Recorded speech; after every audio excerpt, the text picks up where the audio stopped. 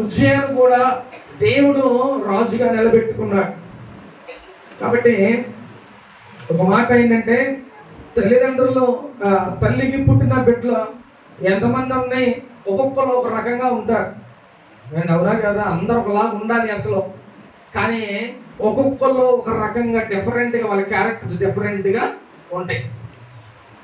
కానీ ఉజ్జయ తన తండ్రి ఏదైతే చేశాడో, ఎలాగైతే నడుచుకున్నాడో దేవుని యందు, అలాగే దేవుని యందు ఆయన భయభక్తులు కలిగి ఉన్నాడంట. ఎలా ఉన్నాడంట? దేవుని దృష్టికి యథార్థంగా ఉన్నాడు.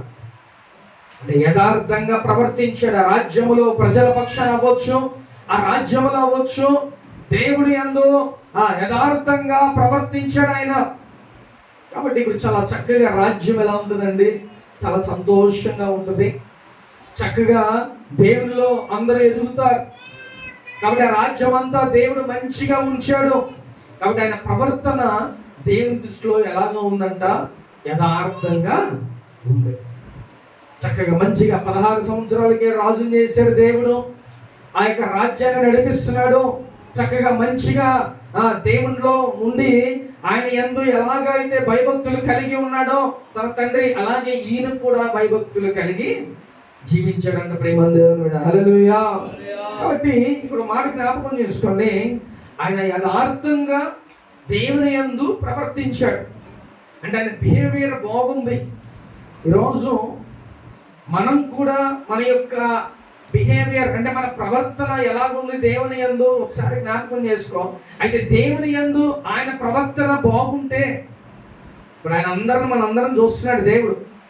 కాబట్టి ఈరోజు నీ ప్రవర్తన బాగుంటే, నువ్వు యథార్థంగా దేవుని యందు ఉంటే, దేవుడు నీ జీవితం మంచిగా వెళ్ళేలాగా, అంటే నీ ప్రయాణంలో మంచిగా ఎలాంటి ఒడిదుడుకులు లేకుండా నువ్వు మంచిగా దేవుడు నిన్ను ఆశీర్వాదకరంగా దేవుడు ఉంచుతాడు. ప్రేమందేవుడు. ఎట్లాగే ఇక్కడ ఉజ్జయాను కూడా దేవుడు చక్కగా మంచిగా వర్ధిల్లింపజేశాడు.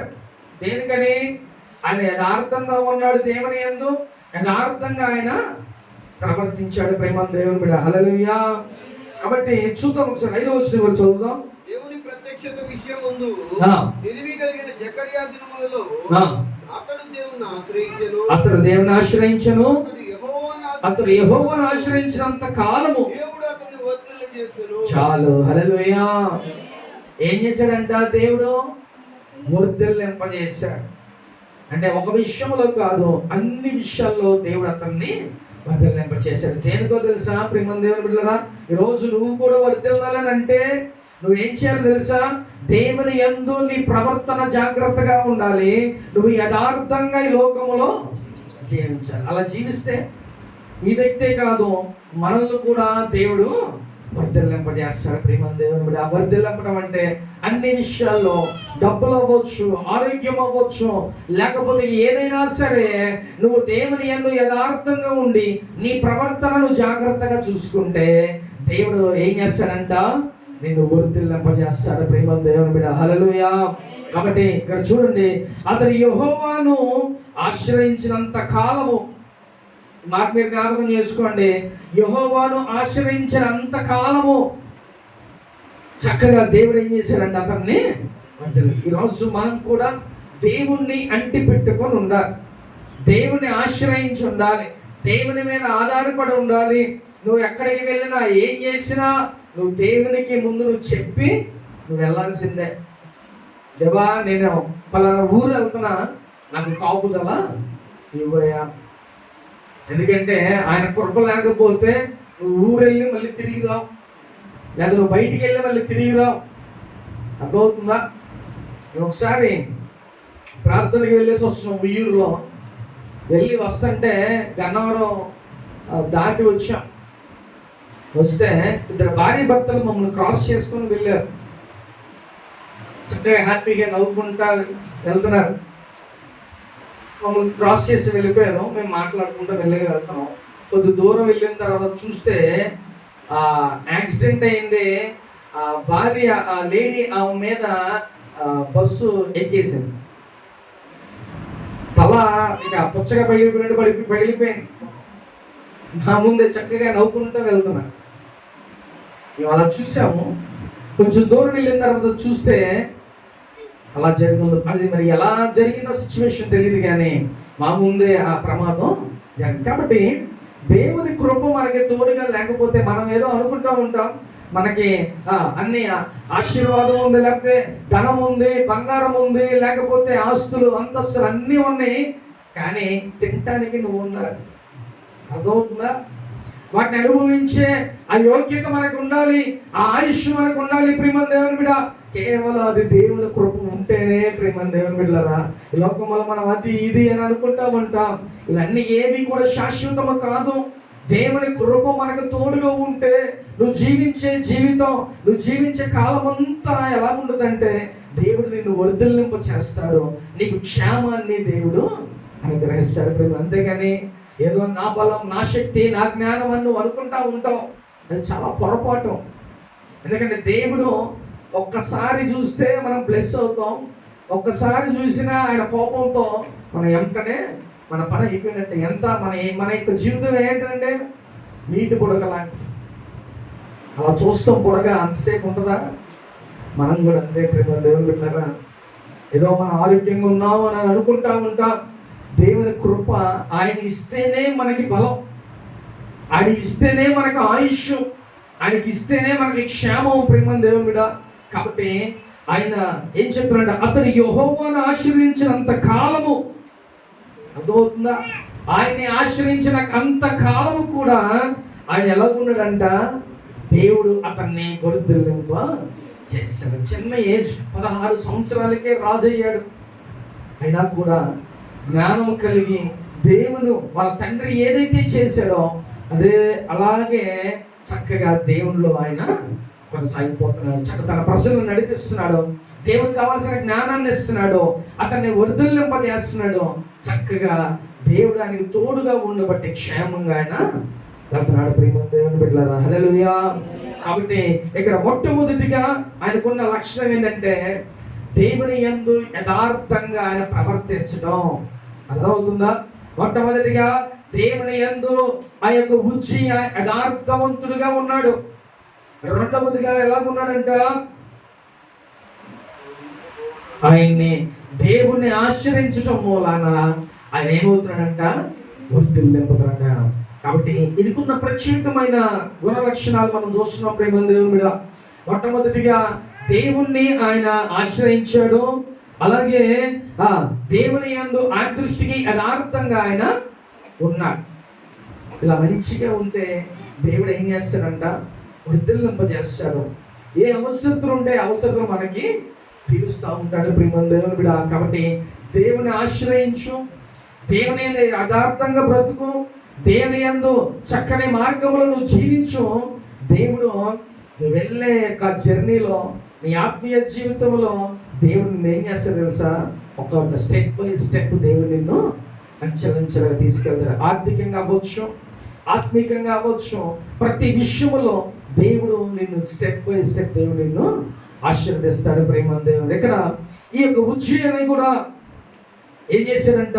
వర్ధిల్లింప చేశాడు ప్రేమ దేవుడు. హల్లెలూయా. చూద్దాం ఒకసారి 8వ వచనం కూడా. అమోనీయులు అతడు అధికముగా బలాభివృద్ధి నొందెను కనుక అతని కీర్తి ఐగుప్తు మార్గ ప్రదేశములన్నిటిలో వ్యాపించెను. చాలు, హల్లెలూయా. ఇప్పుడు దేవుని ఆశ్రయించడం బట్టి, దేవుని యందు యథార్థంగా ఉండబట్టి ఈయనకి ఏమవుతుంది తెలుసా? ఫస్ట్ ఆఫ్ ఆల్ ఆయనకి దేవునికి వ్యతిరేకమైన దేశములు ఎవరంటారో అమోనీయులు.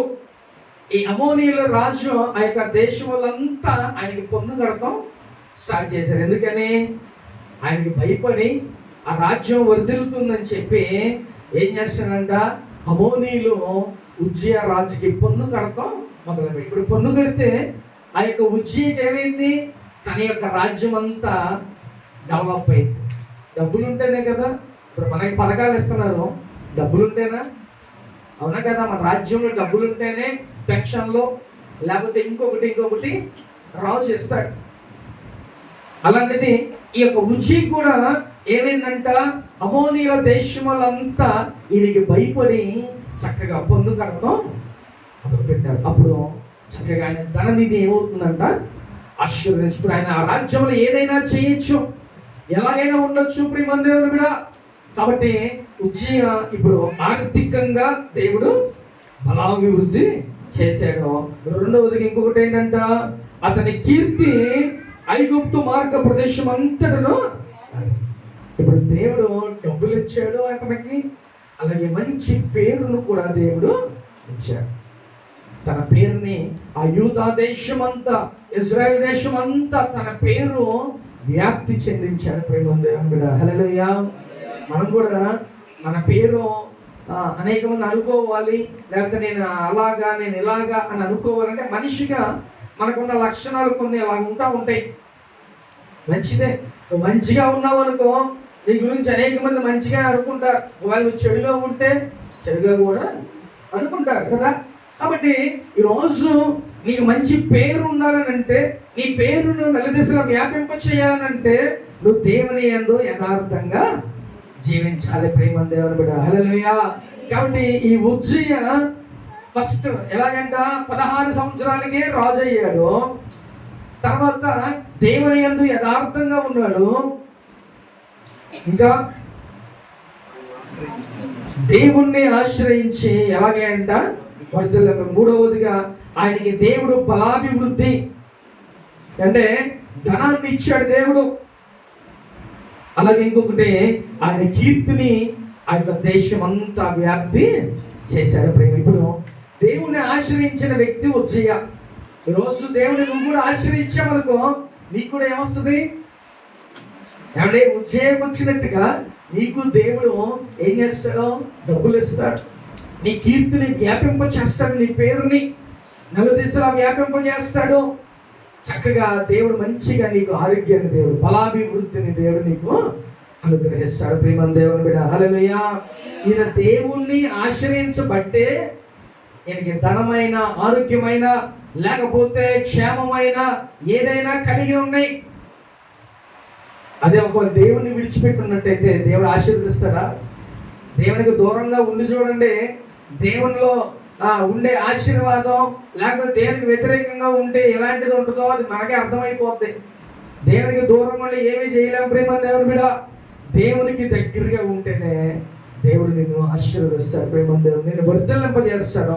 నీకు ఏది కావాలన్నా నీ అవసరతలన్నీ కూడా దేవుడు తీరుస్తాడు. మనకి శ్రమలు రావచ్చు, వస్తాయి, మనుషులు కదా, కొన్ని శ్రమలు మనకి వస్తాయి. కానీ వాటి నుంచి మనం దాటుకొని వెళ్ళే శక్తిని దేవుడు మనకి ఇస్తాడు ప్రేమ దేవుడు కదా. మనమే అనుకుంటా ఉంటాం, అయ్యో ఈ శ్రమలు నాకేనా, ఈ ఇబ్బందులు నాకేనా అంటే ఒక్కసారి ప్రపంచంలో ఉన్న ప్రజలందరినీ చూస్తూ ఉంటే మనకు అర్థమైంది, నేను ఒక్కడనే లేకపోతే నేను ఒక్కదాన్నే ఈ బాధపడట్లా, ప్రపంచంలో ఉన్న అందరూ ఏ బాధలో పడుతున్నారు అనుకుంటా ఉంటారు ప్రేమ దేవుని కూడా. హల్లెలూయా. కాబట్టి ఈ లోకములో శ్రమ అనేది అది కొద్ది కాలమే, అది ఎక్కువ కాలం ఉండదు ప్రేమ దేవుని మీద, కొద్ది కాలమే ఉంటుంది. తర్వాత దేవుడు నిన్ను వర్ధిల్లింప చేస్తాడు. నువ్వు దేవుణ్ణి అంటి పెట్టుకుని శ్రమలు వచ్చినాయి ఏమైనా రాని దేవుని విడిచిపెట్టమాక. అది నీకు ఒక టెస్టింగ్ పీరియడ్. యోసేపుని ఆశీర్వదించడానికి గల కారణం ఏంటో తెలుసా? ఎన్ని శ్రమలు వచ్చినా ఆయనతోనే ఉన్నాడు, అందుకనే ఆయన లాస్ట్కి దేవుడు గొప్ప స్థితిలో ఉంచాడు. కాబట్టి ఈయన కూడా ఉజ్జియా కూడా దేవుని ఆశ్రయించాడు, దేవుణ్ణి విడిచిపెట్టల. తన తండ్రి ఎలాగైతే దేవుని యందు భయభక్తులు కలిగి ఉన్నాడో అలాగే ఉజ్జియా కూడా దేవుని యందు భయభక్తులు కలిగి ఉండబట్టి అతని దేవుడు గొప్పగా వర్ధిల్లింప చేశాడు. ఏమేమి ఇచ్చాడంట? దేవుడు మంచి పేరునిచ్చాడంట, మంచిగా ధనం ఇచ్చాడంట, బలాభివృద్ధి ఇచ్చాడంట, అనేక మంది సైన్యానికి తోడుగా ఉండేటట్టుగా దేవుడు చేశాడు. ఇవన్నీ కేవలం దేవునితో ఉండబట్టే దేవుడు ఆయనకి చేశాడు. ఈరోజు ప్రేమ దేవుని బిడ్డ, నువ్వు కూడా దేవుని యందు యథార్థంగా ఉంటే, ఆయన్ని నువ్వు అంటి పెట్టుకొని ఉంటే దేవుడు నిన్ను మట్టికి విడిచిపెట్టేవాడు కాదు ప్రేమ దేవుని బిడ్డ. ఆయన ఎన్నటికి విడిచిపెట్టేవాడు కాదు. నీ అవసరతలో, నీ అక్కర్లో ప్రతీది దేవుడు నీకు సహాయాన్ని పంపిస్తాడు, ఆయన చూసుకుంటాడు. కానీ ఆయన విడిచిపెట్టుకోకుండా నువ్వు ఆయన అంటి పెట్టుకొని ఉండు, ఆయన యందు యథార్థంగా నువ్వు బ్రతుకు. చక్కగా దేవుడు ఉజ్జియాని ఆశీర్వదించినట్టుగా, ఉజ్జియాని బ్లెస్ చేసినట్టుగా, ఆయన కీర్తి నలుదిశలా వ్యాపింపజేసినట్టుగా నిన్ను నన్ను కూడా దేవుడు అట్టి విధంగా వర్ధిల్లింపజేస్తాడు. ప్రేమ దేవుని బిడ్డ, హల్లెలూయా. కాబట్టి అతనికి దేవుడు తోడుగా ఉండబట్టి, ఆయన కూడా యథార్థంగా నడుచుకోబట్టి అతనికి కీర్తి, డబ్బులు, బలం అన్నీ దేవుడు ఇచ్చాడు. ఇప్పుడు మనుషులు మనకి ఒక కొన్ని లక్షలు మనకు ఉన్నాయి, ఇల్లు ఉంది, అన్నీ ఉన్నాయి. ఇప్పుడు నువ్వు వాళ్ళు దేవుని లెక్క చేయకుండా ఉంటే ఏమంటే నువ్వు చక్కగా సెటిల్ అయిపోయావు, మంచిగా నీకు అన్నీ ఉన్నాయి. అన్నీ ఉన్న వ్యక్తి ఏం చేస్తాడంటే మనకి ఏంటది మంచి చికెన్ బిర్యానీ, మటన్ బిర్యానీ ప్లేట్లో పెట్టినా అది కడుపు బాగా నిండిపోయి ఉంటుంది. ఏం చేస్తాడు? కాలుతో తన్నేస్తాడు. అదే ఒక రోజు ఉపవాసం ఉంచి అవి ముందు పెడితే ఇక మామూలుగా ఉండదు ఇక కదా. అలాగే మనం కూడా మన దగ్గర అన్నీ ఉన్నాయి, ఆస్తి పాస్తులు అన్నీ ఉన్నాయి మన దగ్గర. ఇప్పుడు దేవుడు లెక్క చేస్తావా ప్రేమ దేవుడా? అందుకనే దేవుడు ఒక్కొక్కరికి ముళ్ళు పెడతా ఉంటాడు, ఒక్కొక్కరికి శ్రమ వస్తూ ఉంటుంది. అప్పుడైనా నువ్వు దేవునికి ఇంకా దగ్గర అవుతావానేమో, అప్పుడన్నా దేవునికి నువ్వు ఇంకా క్లోజ్గా అవుతావేమో, అప్పుడైనా నువ్వు లోకంలో తప్పిపోకుండా దేవుళ్ళలోనే ఉంటావని దేవుడు ఒక్కొక్కసారి నీకు ముళ్ళు పెడతా ఉంటాడు. అరే బాబు, నేననేవాడిని ఒకడు ఉన్నా, గుర్తు చేసుకో. అన్నీ ఉంటే దేవుణ్ణే మర్చిపోయే రకం మనం. కాబట్టి అన్నీ ఉన్నా సరే, ఏమి లేకపోయినా సరే, నువ్వు దేవుని దగ్గరే ఉండు, ఆయన ఆశ్రయించు. అన్నీ ఉన్నప్పుడు సంతోషంగా ఉండు, ఏమి లేనప్పుడు కూడా సంతోషంగా ఉండి దేవుని దగ్గర, ప్రభువా నువ్వు ఏది చేసినది నీ చిత్తమే ప్రభువా, నీ కృపేనయ్యా అని నువ్వు ప్రార్థన చేసుకొని దేవుని విడిచిపెట్టకుండా ఉండు. దేవుడు నువ్వు చనిపోయేంత వరకు దేవుడు నిన్ను వర్ధిల్లింప చేస్తాడు. ప్రేమ దేవుని బిడ్డ, అలా ఉండాలనంటే నీకు అన్నీ ఉన్నా కూడా నువ్వు జాగ్రత్తగా దేవుని అంటి పెట్టుకుని, లేకపోతే ఏమి లేకపోయినా సరే నువ్వు దేవుని అందులో యథార్థంగానే నువ్వు జీవించి. ప్రేమ దేవుని బిడ్డ, హల్లెలూయా. కాబట్టి ఇక్కడ వచ్చేకి దేవుడు అన్ని విషయాల్లో అతనే వర్ధలింప చేశాడు. ఇప్పుడు తన పరిస్థితి ఎలాగ ఉంటుంది?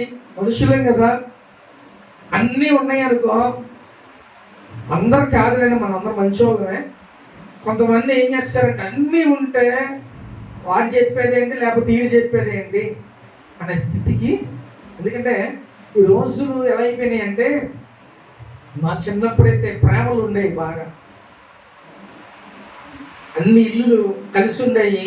ఒకళ్ళ ఇంట్లో అంటే ఎవరు ఆళ్ళలో తినేవాళ్ళు కాదు, ఎవరెల్లో వెళ్ళి వాళ్ళు తినేసేవాళ్ళు, ఎవరెల్లో పడితే వాళ్ళు ఉండేవాళ్ళు. అంటే అప్పుడు ప్రేమలు చాలా ఎక్కువ ఉండేవి బాగా. ఇప్పుడు ఎలా అయిపోయింది తెలుసా? ప్రతి ఒక్కళ్ళు బిల్డింగ్స్ 2 అంతస్తులు 3 అంతస్తులు 5 అంతస్తులు కట్టేసుకొని, అలాగే ప్రేమలు కూడా ఏమైపోయినాయి అన్న, దూరం అయిపోయినాయి. ఇప్పుడు ఒకరి ఇంటికి వెళ్ళాలంటే కొంచెం ఆలోచించాలి, భయపడాలి. కానీ ఇదివరకు రోజుల్లో చాలా ప్రేమలు ఎక్కువగా ఉన్నాయి. అంటే ఆ యొక్క మనుషులు కూడా చాలా ప్రేమగా ఉండేవారు.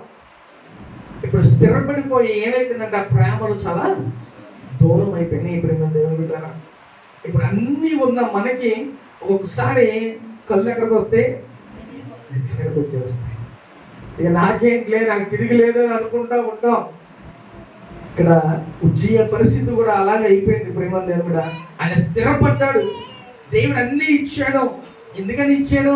ఆయన ఆశ్రయించాడు, యథార్థంగా ఉన్నాడు, మంచిగా ఆయనలో ఉన్నాడనే ఆయన అన్నీ ఆయనకు అనుగ్రహించాడు. చూద్దాం ఒకసారి. అదే 26వ వచనం 15వ వచనం చదువుకుందాం. మరియు అంబులనేమి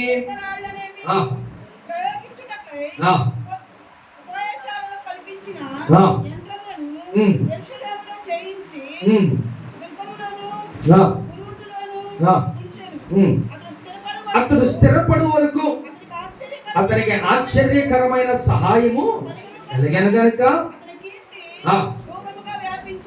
చాలు. హల్లెలూయా. అతనికి ఏమైందంట? ఆశ్చర్యముగా సహాయం అందిని. ఎందుకని ఆశ్చర్యంగా సహాయాలు అందిని అంటే, దేవునితో అతను ఉండబట్టే. అర్థమవుతుందా? నువ్వు కూడా దేవునితో ఉన్నావు అనుకో, అంటే ఆల్రెడీ చాలా మన జీవితంలో జరిగే ఉంటాయి. దేవుడు చాలా జరిగించే ఉంటాడు. ఏమేమనంట, నీ జీవితంలో ఏదైనా అవసరం అంటే సమయానికి దేవుడు నీకు సహాయం. ఆశ్చర్యకరంగా చాలాసార్లు మన జీవితంలో కార్యాలు జరిగినాయి, సహాయాలు అందించాడు దేవుడు. అలాగే ఈ వ్యక్తికి కూడా దేవుడు ఆశ్చర్యకరమైన సహాయాలు దేవుడు పంపించాడంట. అయితే ఏంటంట, అది కనుక అతని కీర్తి దూరముగా వ్యాపించను. అయితే అతడు స్థిరపడు వరకు, ఈ మాట జ్ఞాపకం చేసుకోండి, ఈ మాట నోట్ చేసుకోండి. స్థిరపడు వరకు అంటే ఆయన హ్యాపీగా సెటిల్ అయ్యేంత వరకు. అర్థమవుతుందా? ఆయన సెటిల్ అయ్యేంత వరకు దేవుడు ఏం చేశాడంట, తోడుగా ఉండి డబ్బులు ఇచ్చాడు, కీర్తినిచ్చాడు, లేకపోతే ఇంకా ఆ ధనాగారాలు అవ్వచ్చు, లేకపోతే ఆ ఒంటెలు, లేకపోతే యుద్ధానికి కావలసిన సామాగ్రి అన్నిటినీ దేవుడు ఇచ్చాడు. ఇప్పుడు ఆయన ఏమయ్యాడు, సెటిల్ అయిపోయాడు చక్కగా. దేవుడు స్థిరపరచు వరకు ఆయన తోడుగా ఉండి ఆయన స్థిరపరిచాడు. ఇప్పుడు నువ్వేం చేయాలి, స్టాండర్డ్ అయిపోయి ఉంది, ఆయనకి ఇల్లు ఉంది, లేకపోతే ఉద్యోగం ఉంది, బైక్స్ ఉన్నాయి, కార్లు ఉన్నాయి, బిల్డింగ్స్ అన్నీ ఉన్నాయి. ఇప్పుడు నువ్వేం చేయాలి, నీ పని నువ్వు చేసుకొని దేవుళ్ళు నువ్వు ఎలాగ ఉంటున్నావో అలాగే నువ్వు కొనసాగిపోవాలి.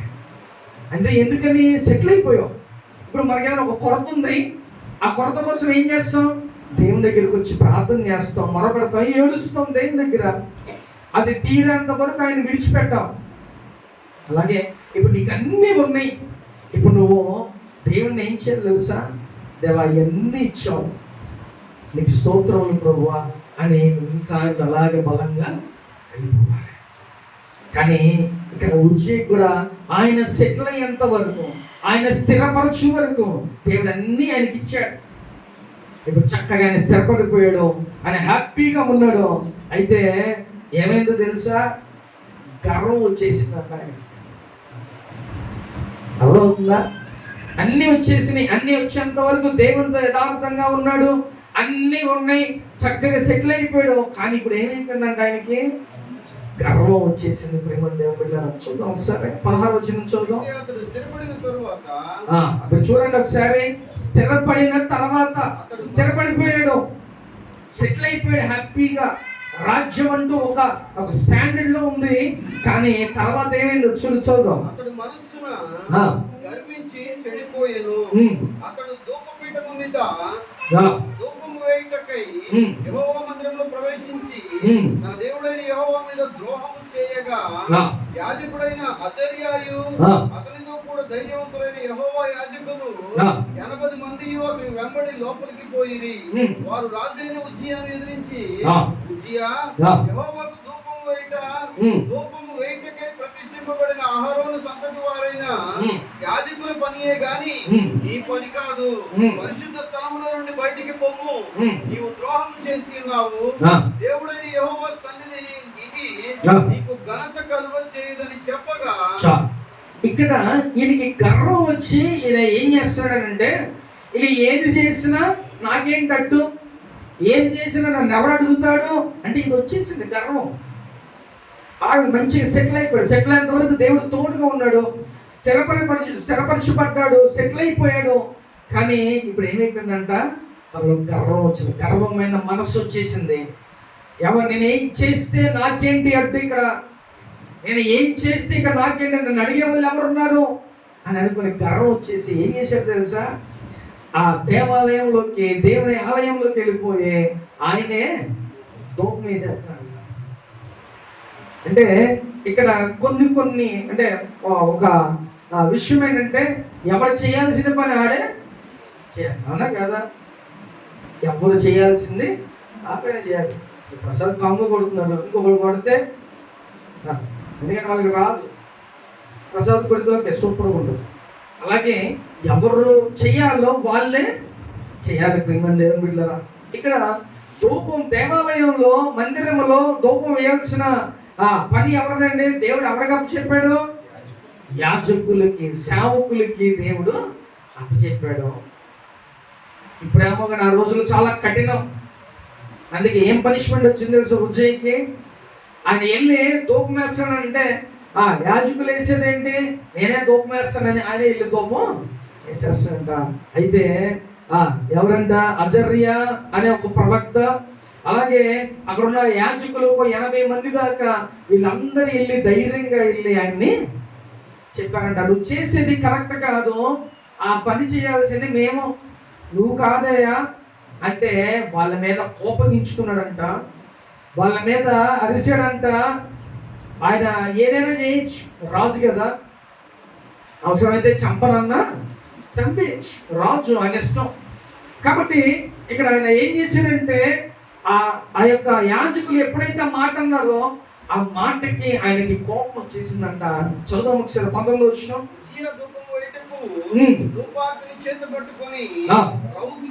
రౌద్రుడై చాలు ఇక్కడ ఏం చేశాడంట, రౌద్రుడైపోయాడంట. ఆ గర్వం వస్తే ఏమొస్తుందంట, గర్వంతో పాటు కోపం కూడా వచ్చేసి వాళ్ళ మీద రౌద్రుడైపోయి వాళ్ళ మీద కోపం చూపించాడంట. కోపం చూపిస్తే ఏమంటే సేవకుల మీద కోపం చూపిస్తే ఏమైతే తెలుసా? ఇప్పుడు చూద్దాం ఒకసారి. ఏమైందంటే ఉజ్జయికి యెహోవా మందిరములో ధూపపీఠము పక్కన చూచుచున్నప్పుడే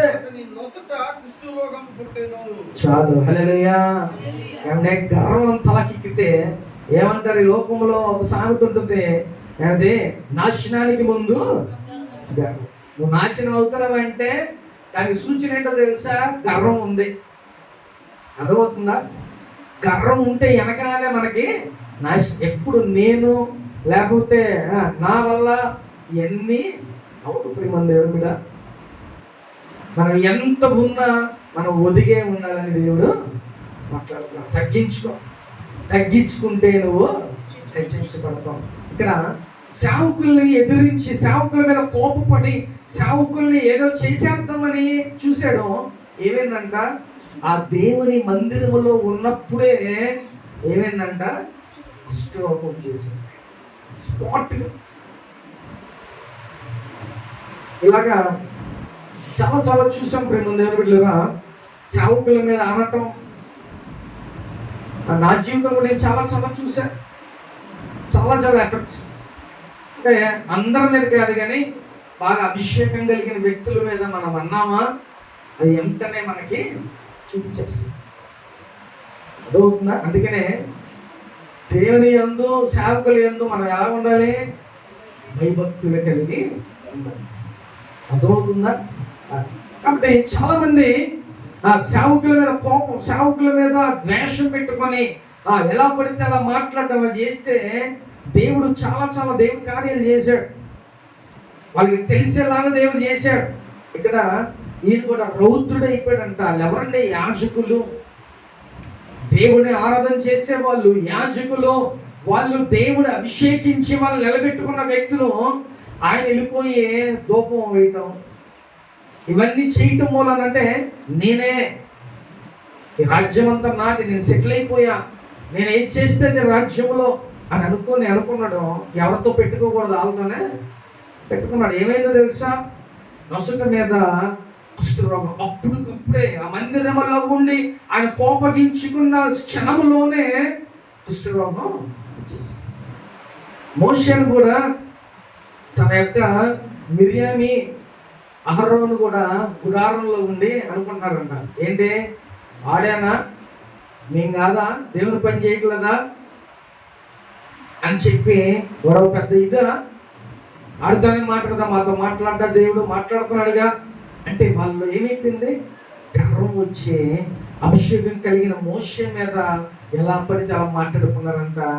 మాట్లాడుకున్న వెంటనే ఏమైందంట, వాళ్ళు కూడా కుష్టి వ్యాధి వచ్చేసి అప్పుడు వెంటనే మోషే గుడారంలోకి ఎంటర్ అవ్వగానే చూడగానే ఏమన్నాడు ఏంటని కూడా అడగల. వెంటనే దేవా ఒకవేళ వీళ్ళు ఏదైనా తప్పు చేస్తే క్షమించయ్యా అని మళ్ళీ ఆయన ప్రార్థన చేయ కుష్టి వ్యాధి. ఇక్కడ కూడా ఉజ్జియా యాజకుల్ని ఆయన కోపగించుకున్నారంట. వాళ్ళు ఎలా పడితే అలా మాట్లాడాడంట, రౌద్రుడైపోయాడంట. ఇంకా కొంచెం ఆగితే వాళ్ళందరిని అవసరమైతే చంపేమని కూడా ఆజ్ఞ ఇచ్చబడేమో. కానీ దేవుడు ఏం చేశాడంట, ఆ మందిరములో ఉండగానే ఇవన్నీ ఉండగానే ఏమైపోయిందంట, ఆయనకి నొసట మీద కుష్టి వ్యాధి వచ్చేసింది. ప్రేమ కూడా కాబట్టి చాలా జాగ్రత్తగా సేవకులని అందుకే భయం కలిగి ఉండాలి. మనతో ఒకవేళ ఎంత క్లోజ్గా ఉన్నా కూడా సేవకుడు ఎలాంటి వాడంటే లక్షల్లో లేకపోతే ఇంకా కోట్లలో కూడా ఒక ప్రత్యేకమైన వ్యక్తి, అభిషేకం కలిగిన వ్యక్తి. కాబట్టి మనం చాలా జాగ్రత్తగా, ఇది ఎప్పుడైతే ఇది జరిగిందో ఇప్పుడు ఉజ్జయకున్న గర్వం ఏమైపోద్దండి, ఎక్కడో ఉంటే దెబ్బకి అది మనకు కూడా ఏదైనా దెబ్బ తగిలేలాగా ఉండొద్దు. నీలో ఏదైనా గర్వం ఉంటే ఇప్పుడే దాన్ని ఏం చేయాలి, అని చేసు. ఎందుకంటే దేవా నీ కృపతోని ఈరోజు నేను బ్రతికున్నా, నీ కృప వల్ల నేను ఈరోజు తింటున్నా, నీ కృప వల్ల నేను ఆరోగ్యంగా ఉన్నా అని అనుకో, క్షేమంగా ఉంటావు. ప్రేమ దేవుని బిడ్డ, నేను సంపాదిస్తేనే వస్తుంది, నేను సంపాదిస్తేనే తిన్నా, లేకపోతే నేను నువ్వు అనుకున్నావా? జాగ్రత్త ప్రేమ దేవుని బిడ్డ. మన బలం ఎంత ఏమండే, మన బలం ఎంత ప్రేమ దేవుని బిడ్డ. కాబట్టి దేవుడే మనకి అన్ని కూడా ఇచ్చాడు. ఈ వ్యక్తికి దేవుడు అన్ని ఇచ్చాడు, బలాభివృద్ధి ఇచ్చాడు, డబ్బులు ఇచ్చాడు, అలాగే దేవుడు తనకి మంచి కీర్తిని ఇచ్చాడు, దేశమంతా వ్యాపించేలాగా మంచి పేరునిచ్చాడు, ఇంకా సైన్యం బలగం అన్నీ ఇచ్చాడు. అయినా ఏమైపోయిందంట, లాస్ట్కి గర్వం ఆయనకి వచ్చేసింది. ప్రేమ దేవుని మీద ఇప్పుడు దేని ఏంటి గర్వం వలన ఏమొచ్చిందంట,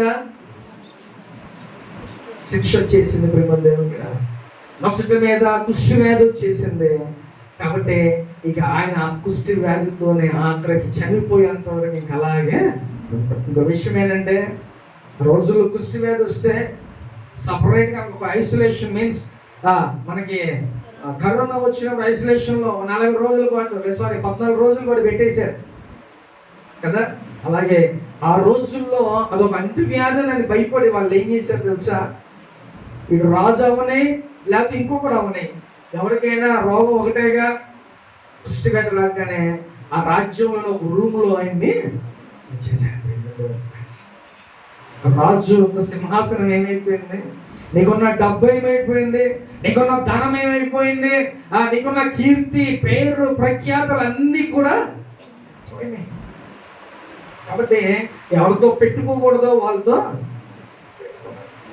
దేవుని సేవకుడు దేవుడు ఏం చెప్తున్నాడంటే, మొదటగా నా కనుగుడ్డుని తాక. దేవుని బిడ్డలైన మనల్ని ఒకవేళ ఎవరైనా తాకాలనంటే, ఏదైనా చెయ్యాలనంటే మొట్టమొదటిగా దేవుడు ఏం చెప్తున్నాడు, ముందు నా కనుగుడ్డుని, దేవుణ్ణి టచ్ చేసేంత ఉందా మనకి, అది లేదు కాబట్టి దేవుడు ఆ మాట అంటున్నాడు. కాబట్టి ప్రేమ దేవుని బిడ్డలారా ఏమైందంటే, అతనికి యెహోవా మందిరములో ఆ ధూపపీఠము పక్కన అతడు ఉండగా యాజకులు చూచుచూనే ఉన్నప్పుడు అతనికి నొసట కుష్టి రోగము పుట్టెను. వాళ్ళందరూ యాజకులు అలాగే పాపం ఆ రౌద్రుడైతే కోపం వాళ్ళ మీద ఉండగా వాళ్ళు చూస్తుండగానే అది నొసట మీద కుష్టి వ్యాధి వచ్చేసింది. ప్రేమ దేవుని హల్లెలూయా. కాబట్టి చూద్దాం ఒకసారి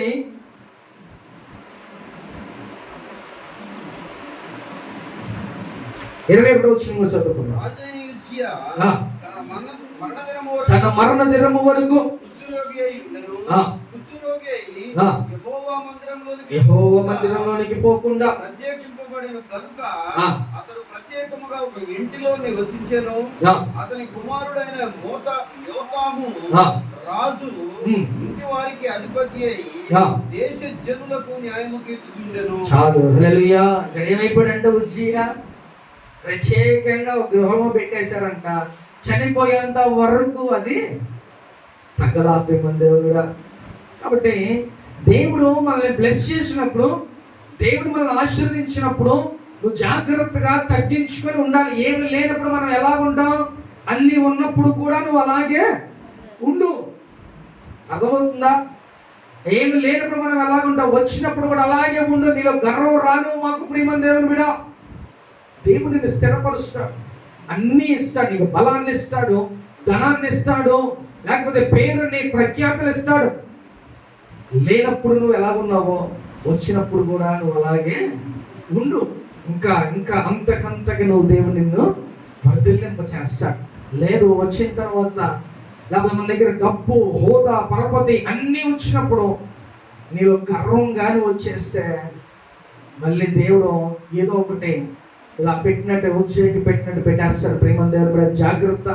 నువ్వు ఎలాగో ఉన్నా, అన్నీ ఏమి లేకపోయినా కూడా దేవుని యందు నువ్వు ఆనందించు, దేవునిలో నువ్వు నడువు, చక్కగా యథార్థంగా ఉండు. దేవుడు నువ్వు చనిపోయేంత వరకు నిన్ను వర్ధిల్లింప చేసి నీకు క్షేమాన్ని, ఆరోగ్యాన్ని దేవుడు నీకు అనుగ్రహిస్తాడు. ఈయన చనిపోయేంత వరకు ఎలాగంటే తన మరణం అంత వరకు కుష్ఠరోగమై ఉండెను. అలాగే మందిరంలోకి వెళ్ళటానికి లేదు, ప్రత్యేకంగా ఒక గదిలో పెట్టేశారు ఆయన్ని. ఆయన పరిస్థితి ఎలా అయిపోయిందో చూడండి. అదే నీలో గర్వం లేకుండా నువ్వు జాగ్రత్తగా ఉంటే, సేవకుల్ని అనకోకుండా, ఆ యాజకులను నువ్వు అనకుండా, కోపం ఉంచుకోకుండా నువ్వు ఉంటే ఎలాగ ఉండేదంటే, చక్కగా నువ్వు బ్రతికినంత కాలం ఆ రాజ్యం అంతా నువ్వు ఏలేవాడివి, మంచి ఉన్నత స్థితిలో దేవుడు ఇంకా వర్ధలింప చేసేవాడు. కానీ నీ చేతులారా నువ్వే చేసేసుకున్నావు.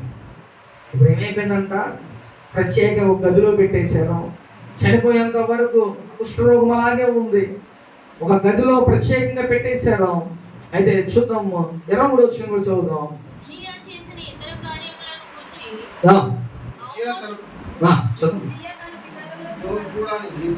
ఉజ్జియా తన పితరులతో కూడా నిద్రించెను, అతడు కుష్ఠరోగి అని రాజుల సంబంధమైన శ్మశాన భూమిలో అతని పితరుల దగ్గర అతని పాతిపెట్టిరి. అతని కుమారుడైన యోతాము అతనికి బదులుగా రాజు అయ్యను. చాలు, హల్లెలూయా. ఇక్కడ అతను కుష్ఠరోగి అయి రాజులు సంబంధించిన భూమిలో పెట్ల. రాజులకి ఒక ప్రత్యేకమైన సమాధి ఉంటది. ఇప్పుడు రాజశేఖర రెడ్డి గారు చనిపోయారు, ఆయనకంటూ కొన్ని ఎకరాలు ఒక భూమి తీసుకుని ఆ భూమిలో ఆయన్ని పాతిపెట్టారు. అలాగే రాజుల కంటూ ఒక సపరేట్గా ఎన్టీఆర్ అవ్వచ్చు, ఇంకా అనేక మంది. అలాగే ఆ కాలంలో కూడా రాజులకి ప్రత్యేకమైన శ్మశానం ఒకటి ఉండేది, టౌన్స్ అంటారు వాటిని. ప్రత్యేకంగా ఉంటే ఇప్పటికైనా హైదరాబాద్లో ఆ యొక్క రాజ్యాన్ని పరిపాలించిన రాజులకు టౌన్స్ అక్కడ ఉంటాయి, అది మేము చూసాం. కాబట్టి ప్రత్యేకంగా రాజులకి ఒక కొంత సమాధి ఉంటుంది. కానీ ఈ వ్యక్తిని అక్కడ పెట్టలేదంట, వేరే చోట అతన్ని పెట్టారు. అంటే ఆఖరికి దేవుడు చూడండి ఎంతగా బ్లెస్ చేసినా ఆఖరికి ఆయనలో గర్వం వచ్చేసి ఏమైపోయాడంట, డౌన్ స్థితికి అయిపోయాడు. కేవలం దేని గురించి అలా అయిపోయాడంటే, యాజకుల్ని అన్నాడు కాబట్టే, యాజకులు కోపగించుకున్నాడు కాబట్టే, మందిరంలో నువ్వు చేయని పని చేయటం మూలానే అవన్నీ జరిగినాయి. కాబట్టి రోజు ప్రియమ దేవుడా, మనం కూడా దేవుడు నిన్ను వర్ధిల్లింప చేసేంత కాలం నువ్వు చక్కగా అలాగే ఉండు, దేవునికి లోబడు, దేవుని యందు యథార్థంగా బ్రతుకు. దేవుని మట్టికి ఎట్టి పరిస్థితులను విడిచిపెట్ట మాకు. విడిచిపెడితే మన పరిస్థితి చాలా దారుణం అయిపోతుంది. నువ్వు ఎలాగైనా ఉండు, ఏ పరిస్థితులైనా ఉండు, ధనం ఉన్నాయి లేకపోనే, ఆరోగ్యం ఉన్నాయి లేకపోనే, ఏదైనా సరే దేవుని బట్టికి నువ్వు విడిచిపెట్టాలి. ఎందుకంటే ఈ లోకంలో వరకే అవి అదవుతుందా, ఈ లోకంలో ఉన్నంత వరకే మనం డబ్బు లేకపోతే ఇల్లు లేకపోతే బంగారం లేకపోతే పొలాలు ఇంకా అవి ఇవి మనం అనుకుంటూ ఉంటాం. ఇవి ఏమీ లేకోకుండా మనం పరలోకంలో సంతోషంగా ఉంటాం. ప్రేమ దేవుడు ఇక్కడే మనం అనుకుంటాం, ఈ భూమిలో మిగతా మనకేమి ఉంటాం. రేపు చనిపోయిన తర్వాత ఒక్కడ కూడా మనం తీసుకెళ్ళడానికి. కానీ మంద మటికి మనమే అనుభవించారు. చాలా మంది వేల కోట్లు చేస్తే ఆఖరి చచ్చిపోతే ఒక రూపాయలు తీసుకెళ్తారా, వాళ్ళ కొడుకులు వాళ్ళు అనుభవించడమే. రీడ్ అండ్ టైలర్స్ అని shirt fans, read and tailors ఆ యొక్క క్లాత్స్ ఉంటాయి. ఆ వ్యక్తి ముంబైలో ఉంటాడు, దాదాపు 10,000 కోట్లు సంపాదించాడు ఆస్తి. 10,000 కోట్లు సంపాదిస్తే ఆఖరికి ఆయన గతి ఏమైపోయిందంటే తన పిల్లలు కూడా రాలేదంట. ఆయన తీసుకువెళ్ళడానికి వాళ్ళ పిల్లలు కూడా లేరంట, ఆయన దగ్గర రూపాయి కూడా లేదంట. ఎంత ఆయన ఆస్తి? 10,000 కోట్లు. మొత్తం ఆయన చక్కగా బాగున్నప్పుడే తన పిల్లలందరికీ ఇచ్చేసాడంట. ఆయనకంటూ ఉంటాకు ఇల్లు ఉంచుకున్నాడు. కానీ చనిపోయిన తర్వాత తీసుకెళ్ళడానికి కూడా ఆ దిక్కు అనేది ఇక్కడ 10,000 కోట్లు ఏం చేసుకుంటారండి. అందుకనే డబ్బుని నమ్మకండి, దేన్ని నమ్మమాకండి. అర్థమవుతుందా? చక్కగా దేవుని నమ్మండి. మన దేవుడు ముదిమి వచ్చే వరకు ఎత్తుకునే వాడిను నేనే అని చెప్పాను. అంటే నువ్వు ముసలిదాని అయిపోయినా, నువ్వు ముసలోడు అయిపోయినా ఒక ఆదరించే వాళ్ళు నీకోసం అని దేవుడు, దాని అర్థం అది. అర్థమవుతుందా? ముదిమి వచ్చేంత వరకు నేను ఎత్తుకునే వాడిను నేనే అని దాని అర్థం ఏంటంటే, నువ్వు ఏజ్లో నువ్వేమైనా చేయగలవా? నీకు బలం ఉన్నప్పుడే నన్ను చేయగలవు. బలం లేనప్పుడు నువ్వేం చేయగలవు? అప్పుడంటే నీకు ఎవరు నచ్చుతారు? దేవుడు నీ కొడుకునో, నీ కూతురునో, లేకపోతే ఎవరో ఒకరు నీకు సంబంధించిన దేవుని దగ్గర ఉంచుతాడు. ఎందుకనే నేను చూడాలి. అందుకనే ఆ మాటకు అర్థం అది, ప్రేమ దేవుని మీద. కాబట్టి ఈరోజు ఆ ఉజ్జియాకి దేవుడు ఏమేమి ఇచ్చాడంట? బలాభివృద్ధినిచ్చాడు, వర్ధలింప చేశాడు, కీర్తినిచ్చాడు, డబ్బునిచ్చాడు, ఆ రాజ్యం అంతా తన చేతిలో పెట్టాడు. ఆయన స్థిరపడిపోయిన తర్వాత, సెటిల్ అయిపోయిన తర్వాత ఏమైపోయిందంట? తనలో గర్వం వచ్చేసింది. అందుకని ఈరోజు నీకు ఏమున్నా లేకపోయినా, లేకపోతే అన్నీ ఉన్నా కూడా నువ్వు ఏమి గర్వపడద్దు ప్రేమ దేవుడా. నీ గర్వం ఎవరయ్యా అంటే యేసయ్యే. నీ యేసయ్యని చూసి గర్వపడు, నీ యేసయ్యని చూసి సంతోషపడు. ఎందుకంటే ఇచ్చింది ఆయనే. ఆరోగ్యం అవ్వచ్చు, లేకపోతే ఏమైనా సరే ఆయన ఇచ్చినయే ప్రేమ దేవుడా. కాబట్టి ఆయన చూసి నువ్వు గర్వపడు. చాలా మంది రథాలు చూసి, లేకపోతే మన యొక్క డబ్బులు చూసి, బిల్డింగ్లు చూసి, ఇంకేదో చూసి మనం గర్వపడతా ఉంటాం. కానీ మనం క్రైస్తవులుగా దేవుని చూసి మనం గర్వపడాలి, దేవుని చూసి మనం సంతోషపడాలి. దేవుళ్ళను మంచిగా వెళ్ళగలిగితే, ఎలాంటి గర్వం నీకు లేకపోతే, దేవుడు నువ్వున్నంత కాలం దేవుడు నీకు క్షేమాన్ని ఇస్తాడు, నీకు వర్ధిల్లింప చేస్తాడు ప్రేమ దేవుని బిడ్డ. హల్లెలూయా. కాబట్టి ఈరోజు మంచిగా దేవునిలో ఎదగండి, దేవునిలో యథార్థంగా మీరు ఉండండి. దేవుడు మిమ్మల్ని వర్ధిల్లింప చేస్తాడు, గొప్పగా దేవుడు మిమ్మల్ని ఆశీర్వదిస్తాడు. గొప్ప దేవుడు మన దేవుడు. మనందరినీ దేవుడు ప్రేమిస్తున్నాడు. నిన్నొక్కళ్ళనే కాదు, నువ్వు ఎంత పాపం చేసినా నేను ప్రేమిస్తున్నాడు. అర్థమవుతుందా? మనం ఎంత పాపం చేయని అయినా కూడా ఆయన మనల్ని, గొప్ప దేవుడిని ఎందు మనం ఆనందిద్దాం, సంతోషిద్దాం, మంచిగా దేవుళ్ళో మనం ముందుకు వెళ్దాం. ఉజ్జయంలాగా గర్వంలో మనలో ఉంచుకోం. ఏదైనా నీ చిత్తమే ప్రభువా, నీ ఇష్టమే, నువ్వు లేకపోతే ఈ స్థితి నాకు లేదయ్యా అని నువ్వు అనుకుంటే దేవుడు చక్కగా నిన్ను వర్ధిల్లింప చేస్తాడు, ఆరోగ్యాన్ని ఇస్తాడు, క్షేమాన్ని ఇస్తాడు. నువ్వు బ్రతుకు కాలం అంతా దేవుడు నీకు తోడుగా ఉండి నడిపిస్తాడు ప్రేమ దేవుడు. కాబట్టి నీలో ఏమైనా గర్వం ఉంటే తీసేసుకో.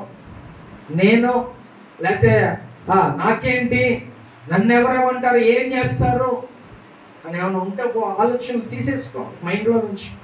ఎందుకంటే దేవుడు లేకపోతే మనం జీరో ప్రేమ దేవుని పెట్టరా. అదే ఆయన మన పక్షాన్ని ఉన్నాడు అనుకో, మనం 100 జీరో. ఒకవేళ మనతో దేవుడు లేకపోతే మనం జీరో. ఆఫ్టర్ ఆల్ ఒకవేళ దేవుడు ఉన్నాడు అనుకో, మనం 100% మనం బలంగా ఉంటాం ప్రేమ దేవుడు. హల్లెలూయా.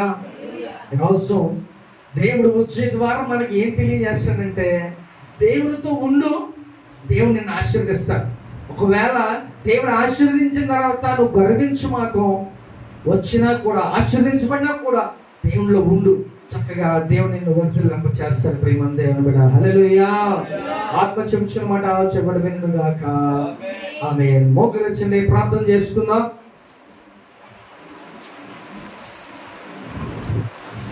అందరూ మోకరించాలి.